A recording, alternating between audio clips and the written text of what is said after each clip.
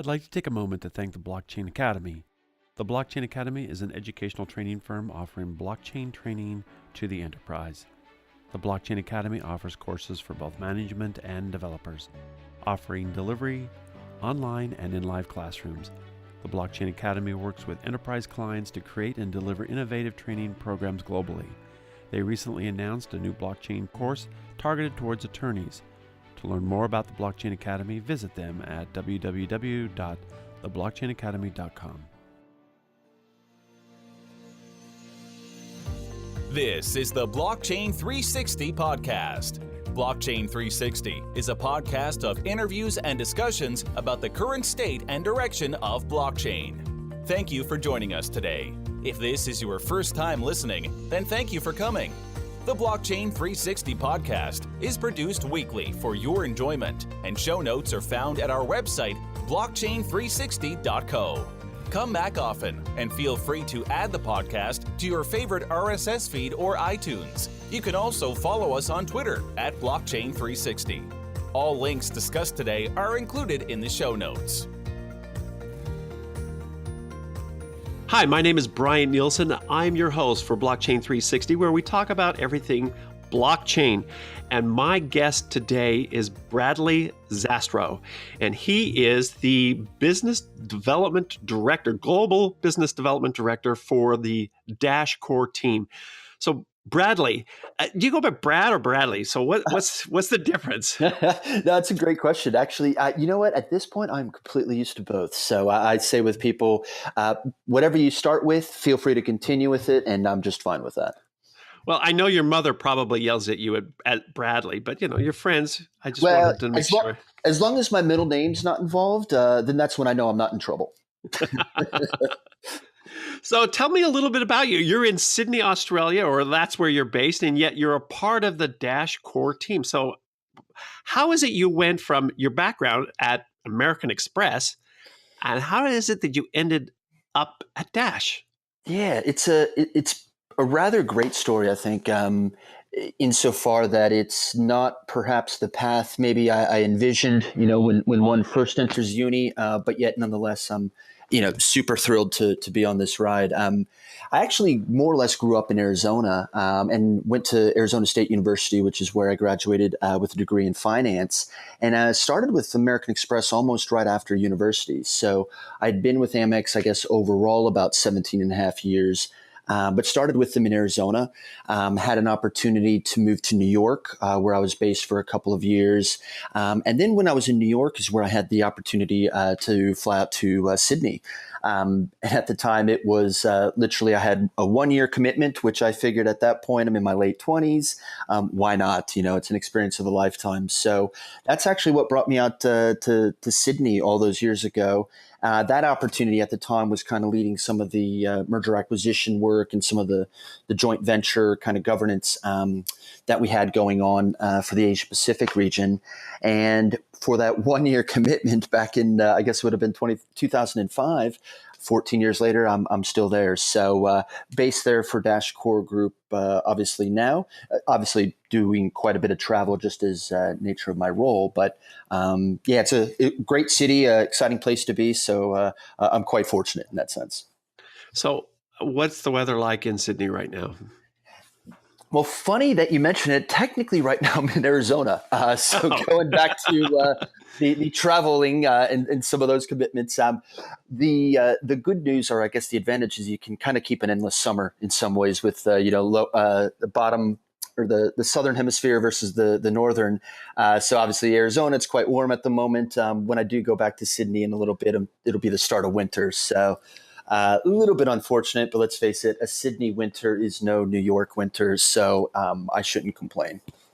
Okay. So now you come from the American Express, so you were there for 17 years. How is it that you all of a sudden woke up one day and said, you know what, I think I want to go work for a cryptocurrency firm? I mean, how is it that Dash pulled you away from American Express? Yeah, no, it's a great question. It was... So I started getting into, or really, like with most people, Bitcoin was the first of blockchain or cryptocurrency in general that I'd kind of really ever heard of.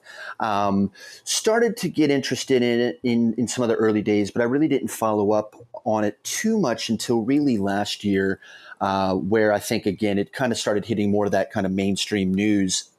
And as I just investigated more and more, it really kind of dawned on me that, blockchain technology as a whole has the potential to basically be highly disruptive in multiple, I guess, facets of just kind of multiple industries overall. And I think, and this isn't really so much specific to American Express, but I think with any large company, where you're dealing with 70, 80, 90,000 employees or more. There also comes to a time when I think you want to look at, how can you make more of a difference? How can you help, how can you own and play a larger role in kind of driving a business forward? And I think, it was that kind of thought process that, really made me want to look at other opportunities kind of more broadly. And then it was just really the convergence of all this exciting stuff that was happening in blockchain and kind of knowing the payment space and seeing how some of this could be applied is where, in some ways it almost felt like the .com, the early days of the internet, right? Absolutely. Here's this cool thing. We don't know how it sort of works, but we know it's going to do great things, and a lot of naysayers, which is always kind of fun to prove them wrong. So it just had this buzz and energy as well, which I think was quite exciting. And took the leap and really, joined, I guess it was mid-December last year. But, haven't looked back since. And so, really excited. I think we'll find more kind of call it legacy finance people, start to dip their toe and enter this space as well. That is really cool. So here's the question. Did you own Dash before you joined? Yes, I did. Good answer. I was going to say I did indeed. It was, and it's funny because, in some ways it was kind of like, okay, well, why Dash even specifically? And that was one of the reasons, as kind of investor, not to the level of a masternode, unfortunately, but, nonetheless, kind of seeing the way Dash worked and the fact, that it had this governance structure and it had this Dash core team that was proactively, helping grow the network. Those attributes made it very exciting and also made it feel like it was something that, I could be a part of as well. That's cool. So now, not every listener knows a lot about Dash. So can you tell us a little bit about Dash and how it came into becoming a cryptocurrency and what its background is and what are some of the compelling features that make it different than others? Yeah, no, it's a great question, especially I think, today's day and age, right? I mean, there's thousands and thousands of coins out there and there is a lot of, I think, similarity and Dash has kind of been around. Well, Dash has just actually recently celebrated, I guess it would have been its, fourth birthday. So we started in 2014 and we were actually a fork of the Bitcoin network. And even though obviously this is kind of before my time, is it a true fork or is it just a re-implementation of the code? Well, it's I guess it's not a fork in maybe some of the other examples that we've kind of seen, but what it was really is they've took the Bitcoin code and they saw opportunities for improvement. And where they really looked at, I guess, that improvement was, I guess, probably three real levels. And the primary is, of course, that governance structure. So we were one of the first to really create that decentralized autonomous organization, which is run by our masternodes, which I can, kind of talk you guys through as well in a little bit more detail. Because I think that in and of itself is one of the key differentiators. But then also as part of the product itself, we enabled something called Instant Send.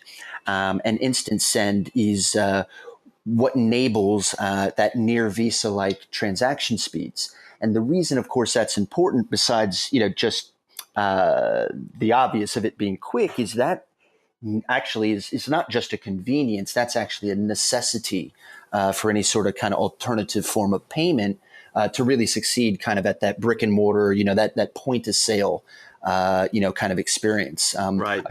again, a reason I think, Dash was really exciting to me. But that's what the improvements they really took, I guess, from from the Bitcoin network when they forked and created Dash.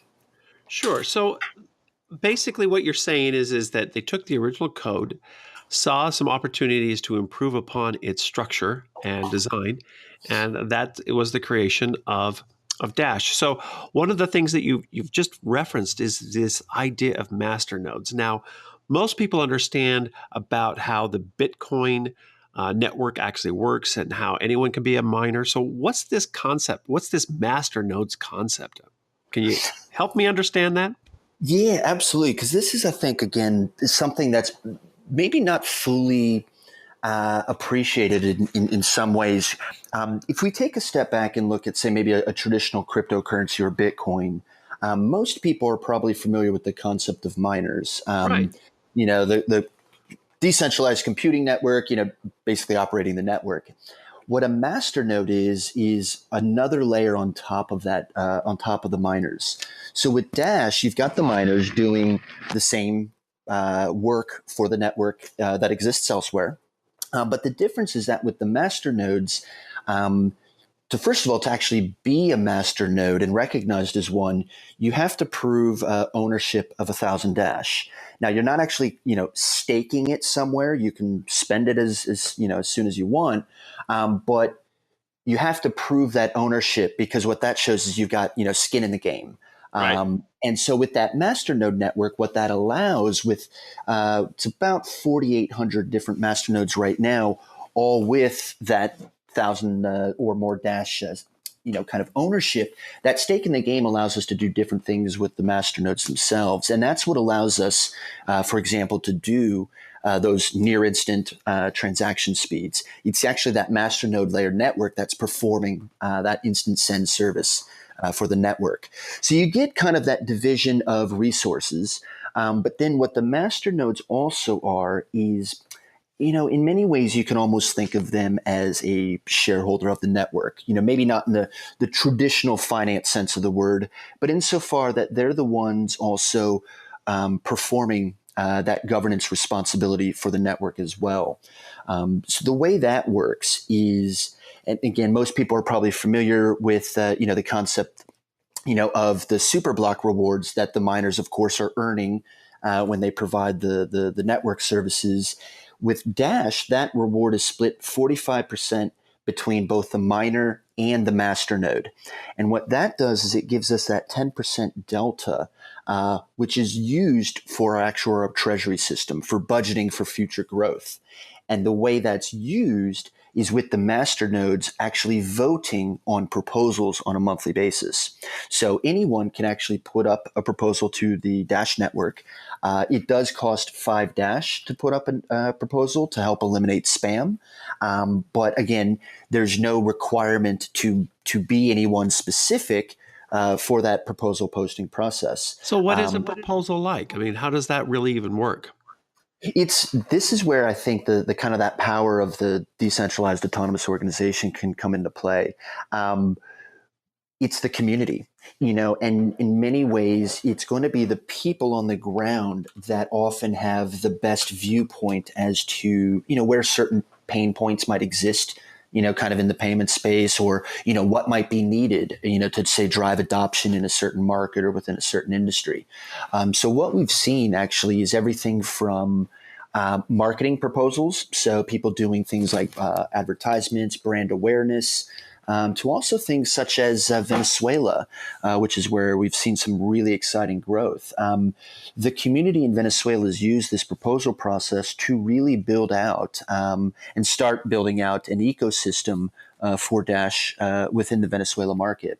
Well, given the sense that it collapsed completely, yeah, they need to have something. Completely right. And it brings up an interesting point, because a lot of people will say, right, well, why would I want to spend my cryptocurrency in today's world? It's volatile. I don't know what it's going to be worth tomorrow. And I think from those of us living in a first world, or, in having, I guess, the luxury of living in a wealthy country, you're right. It is a disincentive. But like you point out with Venezuela, the economy had collapsed. The bolivar is actually more volatile than cryptocurrency. So the incentive is flipped on its head compared to, say, maybe us in the United States. So it's really interesting to see how it's really started this organic kind of adoption and growth. And like I said, with the proposals, they've actually been able to now fund a help desk. So the individual user, say, has some troubles with, well, how do I download the wallet again? There's actually a help desk it's going to be starting very soon, if not already, to help then assist individual users. They've got a kind of a merchant adoption team. So they've got now, I believe it's about 115 give or take, merchants within Caracas that now accept Dash. I've seen pictures of actually like a small fruit stand or fruit drink, fruit juice stand on the side of the road, and there's the accept Dash here sticker. So it's great to see, and that's what that proposal process really allows is that type of investment.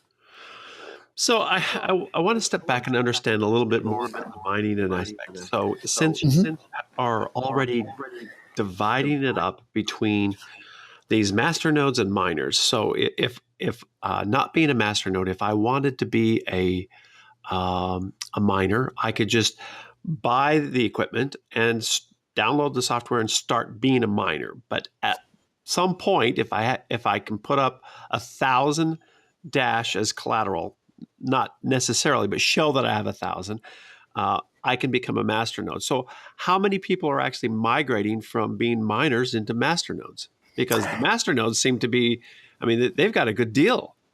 I mean, the master nodes themselves, it's a good question. I don't know if there's any stats on, say, maybe from a migratory kind of point of view, Right. The way you were kind of asking, but we do have right now, it's about 4,800 different master nodes that are running and operating on the network. Obviously, one person may own more than one master node, but that's about the size right now of that master node network.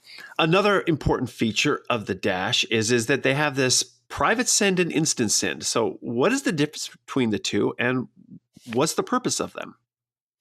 Yeah, so instant send is really that's what enables point-to-sale commerce. That gives us a near instant transaction confirmation speed with a micro fee. And so that costs right now about 4 US cents to instantly send Dash, regardless of how much Dash you're sending. So whether it's 1 Dash or whether it's 1,000 Dash, that's 4 cents. Correct.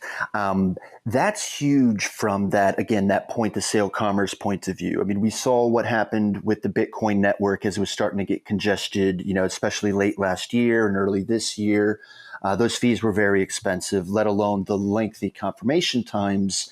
No one's going to wait 30 minutes or an hour for their coffee, as maybe a silly example. So that instant send's hugely powerful. The private send isn't used as often. Private send is maybe about 1% to 2% of our transactions. But private send is a way, there's really two use cases, I think, with privacy. And one of them is around, I guess, obfuscating where funds are, say, originating or going to, and the other is around personal security. And so, as I mentioned, Venezuela as an example of a market where we're seeing a lot of this adoption. The one thing about blockchain, not just specific to Dash, is that when you make a transaction, everything is transparent. So while your name may not be attached to a wallet address, if that merchant knows you just made that payment, he or she can then, of course, look and say, oh, okay, Bradley's got X amount of dollars or X amount of Dash in his wallet. In certain countries, that's a very bad security issue. And there could be a risk of basically being hurt or worse if people knew. Sure, if everyone knows how much you have, absolutely. Exactly right. So, in that sense, that's where private send, I think as a security measure is actually, quite useful. And on top of that, I guess, when we think about it, you or I, if we're going to go buy again, say a Starbucks, we're not displaying our account balance in today's payment world to our merchants. So it's also keeping with that same theme or user experience in many ways as well. Okay. So one of the things that has been always a complaint about cryptocurrencies, and of course it's very well known for Bitcoin, and that is the number of transactions, that transaction rate capacity. So Bitcoin, it depends on who you talk to, has the capacity of about 7 to 10 transactions per second. Dash is not really, at least from what I've been able to research, not really that much greater. It's like 15%. 15 transactions per second. Is that correct? Or has there been changes in the network that allows for faster? Yeah, look, that's a great question. I think you're right. Right now, as of today, I don't know if any real, I guess, cryptocurrency could say instantly switch on to say a Visa transaction capacity. I think where Dash comes into play as maybe being a step ahead of some of the other coins is, I guess, in two ways. One, we are what I call a proactive protocol. And so as I was kind of mentioned with that governance structure and being able to vote and having the masternodes, play that governance role, last year when Bitcoin was debating about going to a 2 megabyte block size. We know the larger the block size, the larger the block size, the more transactions you can fit in there as one solution to scaling.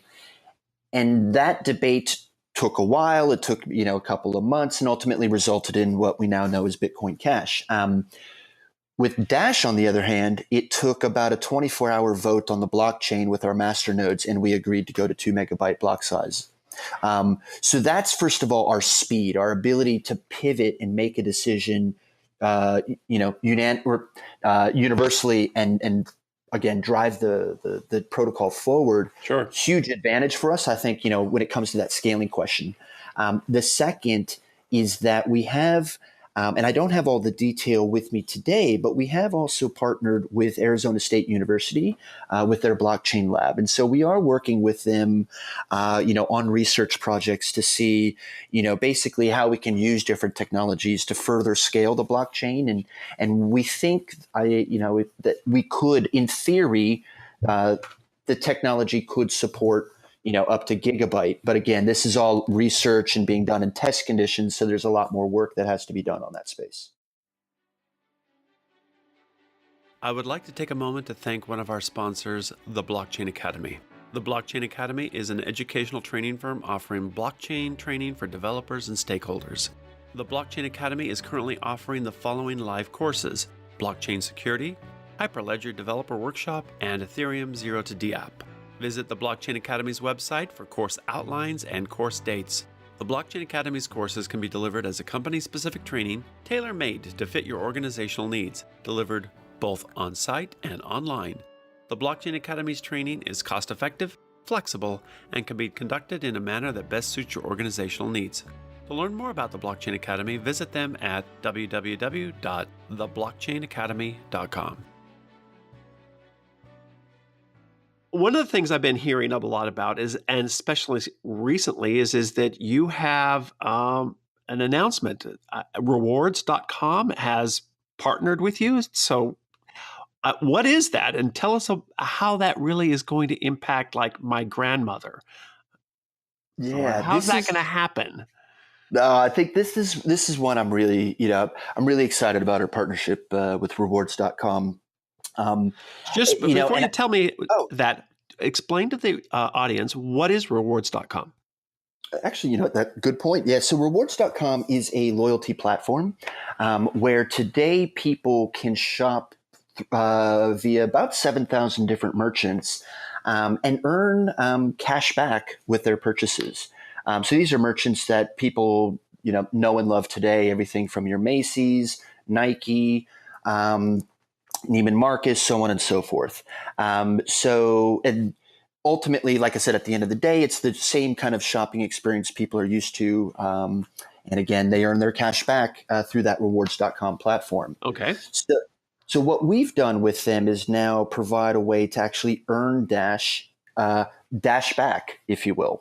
So instead of it taking that that payment back as US dollars, you now have that opportunity to take that back in Dash cryptocurrency. So you're So telling where me, wait a sec. So you're telling me that if I go and I shop at Macy's or one of these other retail outlets, and instead of getting rewards I get in cash, I could actually have it in Dash?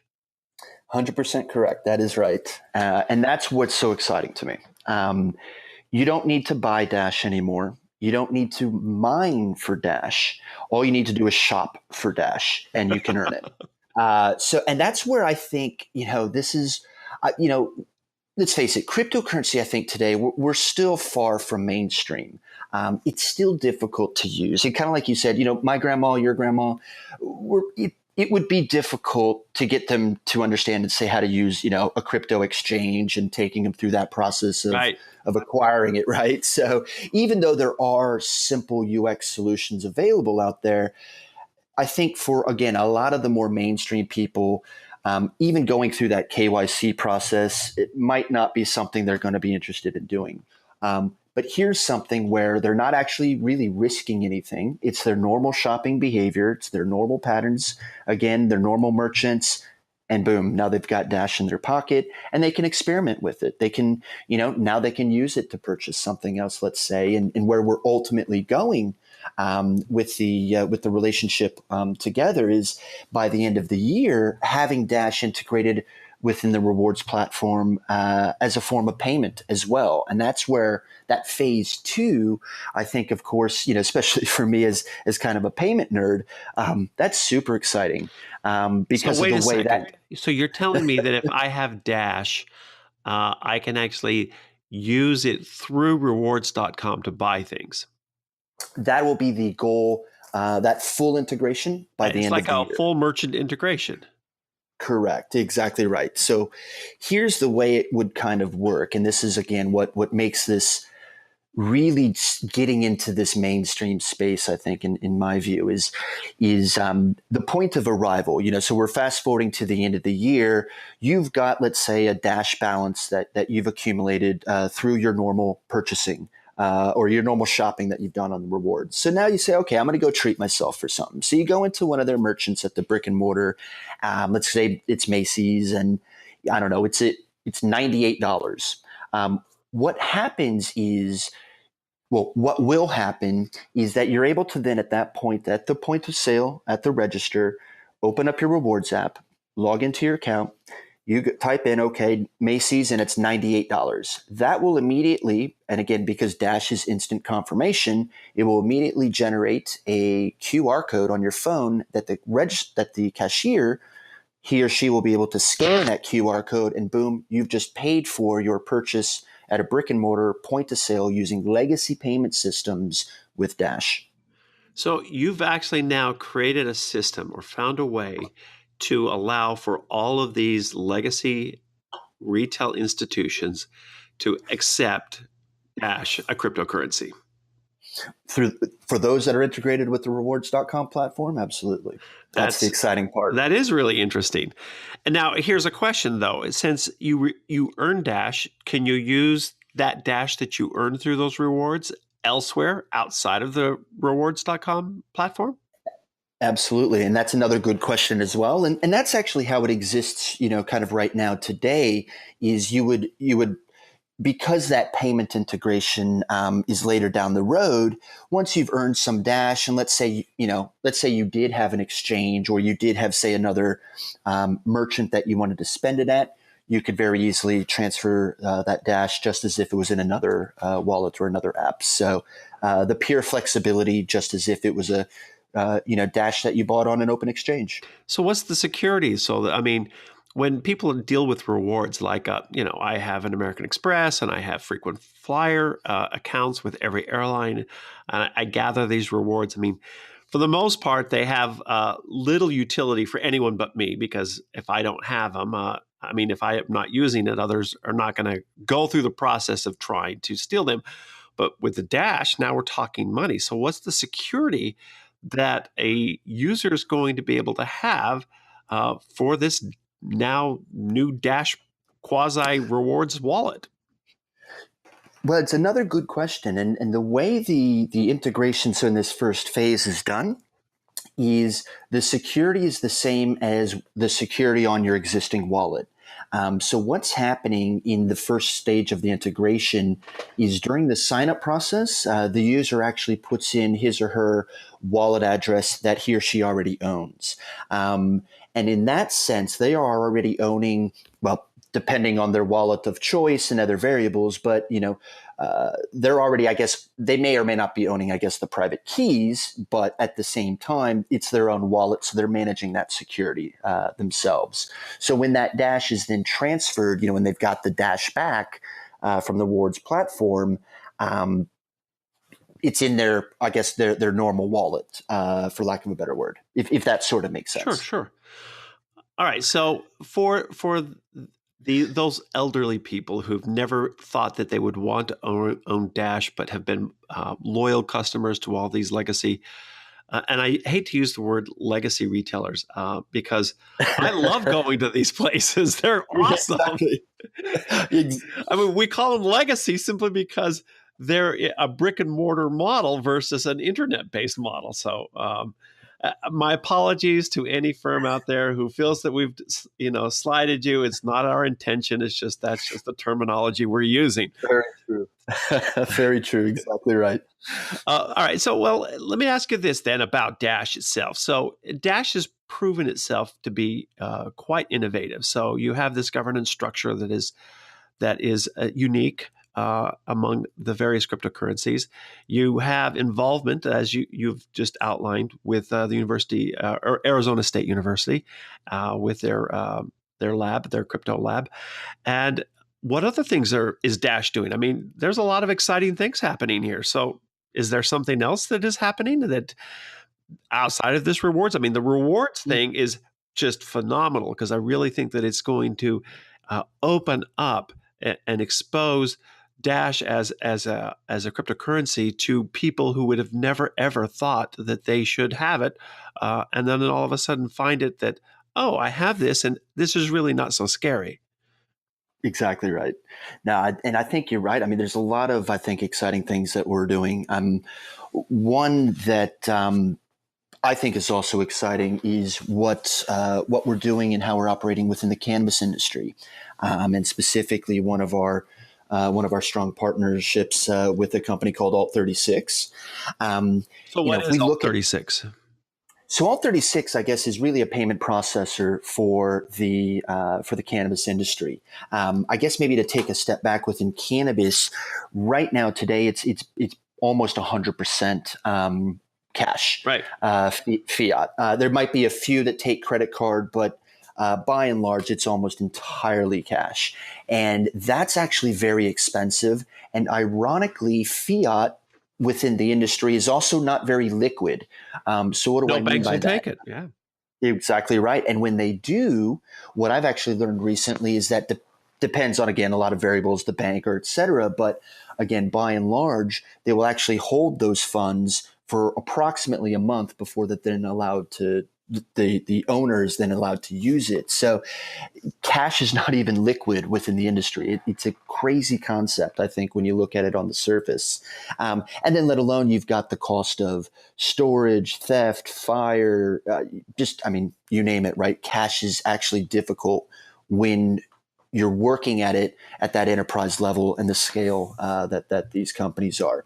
So Alt36 provides a solution for them insofar that what they're creating is really an end-to-end point-of-sale system for not just the cannabis industry, but they're focusing heavily on the cannabis industry. Well, it's huge growth. I mean, you open up Bloomberg and there's always an article almost every single day about the cannabis industry. I mean, recently in the news, there's a whole delegation of cannabis providers and manufacturers and dispensaries who are going to Washington, D.C. to lobby for things. I think the number is that there's 34 states that allow some sale and marketing of cannabis. I even know of I was just at a conference recently where I spoke to a guy from North Dakota. He's in their assembly, and he was Mm. telling us about how North Dakota is this very, very unique situation in the sense that they're the only state in the United States that owns its own bank. And so it's not Oh, governed by interesting. federal law. And I mean, some of the things that they were talking about was maybe we can become the bank for the cannabis industry. So I found it very fascinating. Interesting. I mean, and you're absolutely right as far as that type of opportunity, because banks don't want to work with them, and Well, they don't want to there's the lose their conflicting. license. Exactly right. Yeah, I mean, the risk is too much for them. The conflict in federal versus state, and it comes the too hard basket, and the ROI isn't there. To your point, they'll lose their license or fined or worse. And so, that's where Dash can and working with Alt 36, where we can provide that solution, because the cannabis industry wants to be banked. They are trying to do the right thing, and this is a way to help them do that, and also in a way that's also safer and quite frankly cheaper. And so with Alt 36, they're actually using Dash exclusively, and it's around really creating both the B2C and the B2B markets within the cannabis industry to start using Dash as that form of payment. So even as a consumer, one wouldn't have to go into a dispensary with a wallet filled with dollars, which again could be a security risk, et cetera. You are now able to do that with Dash through the security of your mobile phone. For the dispensaries and on the business side, what Alt 36 has done is fully integrate all of the tax accounting. Another challenge to the adoption is, of course, hey, how do you do this the right way and pay the right amount of taxes? If you're a business, that's obviously going to be important, critical and they've built all of that directly into the system. So it's point and click and boom, there's your tax forms, all those capital gains, et cetera. And also it just, I guess, facilitates as much as possible or rather eases as much as possible the onboarding of crypto acceptance, with these actual brick and mortars, in the cannabis industry. So it's absolutely fascinating to be able to see how this is kind of growing. And Alt 36 just recently, announcing a partnership with WebJoint, and that's around 300 different dispensaries, if I'm not mistaken. Huge growth opportunities, and again, it feels like the right thing to do, because this is an industry that's trying to do the right thing, and they're being forced to have to deal with a solution that right now doesn't work for them, which is, again, containers filled with, cash. I know. It's I've insane. interviewed a few people in the crypto space, and Oh, they okay. talk about how they spend an inordinate amount of money on security. They just go, Oh, it's insane. And they go, how are we supposed to pay our taxes when no one will take our cash? And it's just the the barriers that are just in front of them every time they turn around. It's just it's astronomical. bonkers.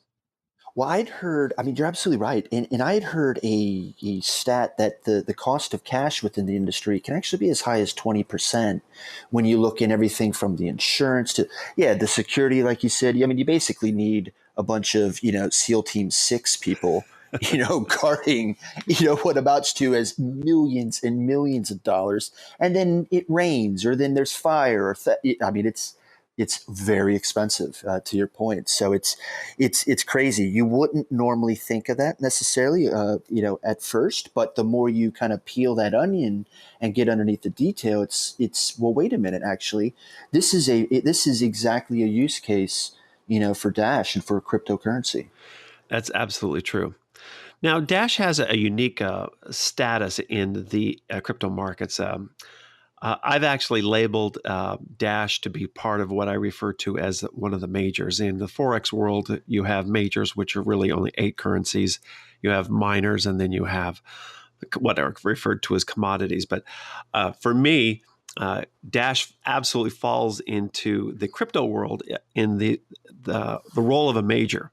I mean, you have a current market cap of about almost $3 billion in terms of its market cap for it, which means that it's going to be sustainable. It's going to be around for a while. What other things are people using Dash for? I mean, so we've talked about now there's rewards. We've talked about instant payments. We've talked about how in Venezuela it allows for, it's actually supplementing or replacing as one of the viable options for people simply because their currencies have completely collapsed. We have low transaction costs. Where else is Dash being used? It's another good question. I think it's an area that's growing, but it's definitely an area that's a heavy focus of ours as well, which is around the remittance market. Again, a probably a use case that in hindsight seems kind of obvious with crypto due to its just ease of use and speed. Again, Dash being near instant. Today's world with remittances in particular, I think is quite unfair to the people that actually use them. And if you look at it, what do you mean by that? Yeah, so a lot of remittances. One of the major uses is when you have people immigrating, say, to other countries, and they're remitting money back home. Often these may be that's Western Union's business. Totally right. Exactly. And these are, people generally of kind of maybe of a lower socioeconomic background, they're working in, say generally, whether it's hospitality or sometimes more labor-based roles. And again, they're sending that money back home to their home country, to their family. And that's why they're overseas, is to help provide. So exactly as you mentioned, that's Western Union's business model. And they charge an enormous amount of money to send money. And so we feel it doesn't need to be that way. Payments doesn't need to be hard. And the current remittance market is hard. You can't always do it when you want to. It's not always instant. It's 24 to 72 hours. And they're going to hit you with a lot of fees. You mix that together, and these are the people that shouldn't be subject to those conditions. These are, again, it's these people, day laborers, et cetera, trying to send money back home. That's where cryptocurrency and Dash specifically can play, such a strong role in helping kind of break that model. It doesn't need to cost $30 to send $100 from the United States back to the Philippines. It doesn't need to take you 24 to 72 hours to do so, and only if you go into the Western Union between 9 and 5 Monday through Friday, or whatever those hours of operation can be. With Dash and with Instant Send, you could do it. Your family member could be needing to pay that bill. They could be in line at the fast food restaurant, and you could be sending that money, and boom, they could be further spending that shortly thereafter. So the remittance market and the ability to help those individuals utilizing that as a payment channel, I think we can play a very strong role, and it's an area that we're going to be focusing on a lot more. Cool. So I want to step back to talk about Dash, the institution there. So you guys are in Arizona. Why Arizona? Arizona doesn't like leap off my tongue as one of the hot spots for cryptocurrencies, and yet here you are. So how is it that Arizona became, ground zero for Dash? It's a good question. I honestly, I'm not sure exactly the origins. I do know our CEO also went to Arizona State University, and some of our management team, not everybody, but there was a few that are based here as well. But Arizona as a whole also is, I think, starting to play a stronger role within, say, call it the blockchain industry. ASU is focusing a lot, as far as research laboratories go. Same with the business school, really starting to look at, how blockchain can be applied as course materials within, again, within their business classes and curriculum. And then also, too, the state of Arizona is actually, and I don't know the exact the status of the bill right this moment. So Arizona has been able to figure out, or at least they proposed that you could pay your income taxes, your Arizona state income taxes in crypto. Are you guys like on the forefront of lobbying for that? Is Dash one of the cryptocurrencies that Arizona has been wanting to accept? I mean, the last thing I read is that the first initiative of that was rejected. But to me, politics is a dialogue. You put things forward and it gets turned down, but you then put it forward again and it happens. And, that means that you're already to phase 2, at least in Arizona. So is Dash part of that solution? And is Dash trying to make that happen? I mean, are you guys actively lobbying the legislature for that? At this time, we're not, but I think what it brings up, the larger question, which I think, just in general, having a seat at the table will be important. And, not just for Dash, but I think for the industry as a whole, when it comes to regulations and things along those lines, which I really do see kind of coming. And it's starting to get a lot more focus, I think, just even so far this first half of the year. So no, it's not something we're actively doing at this moment, but I think it is something that that again we and everybody in this space need to strongly consider. This has been great, Brad. Thank you for coming on Blockchain 360. You've actually been able to share stuff with us, and I'm sure the listeners are very interested in many things that are happening with Dash simply because of the prominent role that you guys are taking. But to hear about what you're doing with rewards and how that's really going to expand rewards.com and how that's going to expand actually the amount of merchants that will be able to accept it, crypto, especially Dash, and how it's really going to help people who have never thought of saying like, maybe I should own some crypto, all of a sudden to discover that they can own crypto. This is really, really great. And, I want to thank you for joining us. I mean, this was really very instructive from my standpoint. Well, thank you very much for your time and opportunity, Brian. I really enjoyed speaking to you. It was a pleasure. And thank you again. You've been listening to Blockchain 360, and we've just finished our conversation with Brad from Dash. Thank you again. Hey, cheers, mate. Thanks again. And thanks, everybody. The Blockchain 360 podcast is produced weekly. Have a question? Want us to interview someone specific? Wish to hear about a particular topic? Let us know. You can email podcast@blockchain360.co or tweet us on Twitter @blockchain360 or at our website blockchain360.co.